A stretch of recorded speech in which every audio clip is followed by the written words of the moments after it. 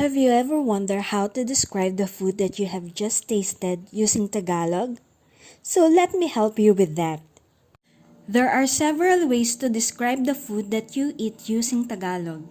One, if you want to tell that the food you eat is delicious or this food is delicious, you can tell it in Tagalog as itong pagkain na ito ay masarap or simply say masarap. If it is sweet, you could say, itong pagkain na ito ay matamis, or simply say, matamis. If the food is salty, you can tell, itong pagkain na ito ay maalat, or simply, maalat. If the food is sour, on the other hand, you can tell, itong pagkain na ito ay maasim, or simply say, maasim. If the food you tasted is bitter, you can say it in Tagalog as, itong pagkain na ito ay mapakla, or simply say, mapakla.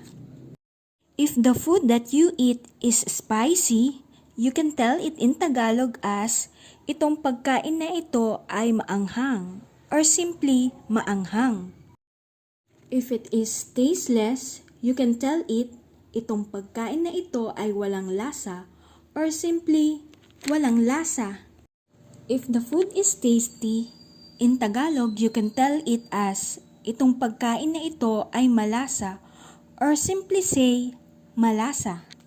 If the food is quite the opposite as you have described it, like, it's not delicious, it's not sweet, or it's not sour, in Tagalog, you can add the word hindi as, hindi masarap, hindi matamis, hindi maalat, hindi maasim, hindi mapakla, hindi maanghang, or hindi malasa.